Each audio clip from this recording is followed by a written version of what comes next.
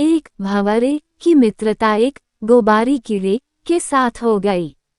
कीड़े ने भंवरे से कहा, टिल्डा भाई, तुम मेरे सबसे अच्छे मित्र हो, इसलिए मेरे यहाँ भोजन पर आओ। अगले दिन सुबह भंवरा तैयार होकर अपने बच्चों के साथ गोबारी कीड़े के यहाँ भोजन के लिए पहुंचा। कीड़ा उनको देखकर बहुत खुश हुआ और सबका आदर करके भोजन परोसा। भोजन में गोबर की गोलियां परोसी और कीड़े ने कहा, टिल्डा खाओ भाई।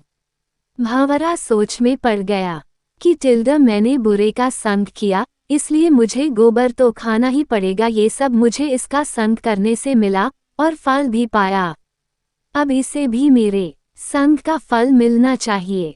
भंवरा बोला, भाई, आज मैं आपके यहाँ भोजन के लिए आया, अब तुम भी कल मेरे यहाँ आओगे। अगले दिन कीड़ा तैयार होकर भंवरे के यहाँ पहुँचा। भंवरे ने कीड़े को उठाकर गुलाब के फूल में बिठा दिया। कीड़े ने फूलों का रस पिया, फिर अपने मित्र का धन्यवाद किया और कहा, टिल्डा मित्र, तुम तो बहुत अच्छी जगह रहते हो और अच्छा खाते हो। इसके बाद कीड़े ने सोचा, क्यों ना अब मैं यहीं रह जाऊं, और ये सोचकर कीड़ा फूल में ही बैठा रहा। तभी वहां पास के मंदिर का पुजारी आया, फूल तोड़ कर ले गया और चढ़ा दिया। बिहारी जी और राधा जी के चरणों में कीड़े को भगवान के दर्शन भी हुए और उनके चरणों में बैठने का सौभाग्य भी। इसके बाद संध्या में पुजारी ने सारे फूल इकट्ठा किए और गंगा जी में छोड़ दिए।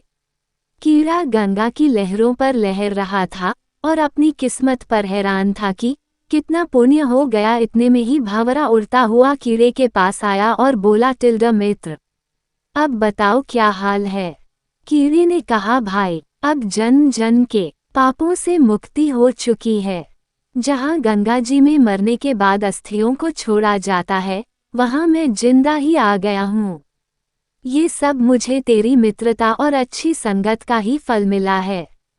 जिसको मैं अपनी जन्नत समझता था, वो तो गंदगी थी, और जो तेरी वजह से मिला टिल्डा, यही स्वर्ग है।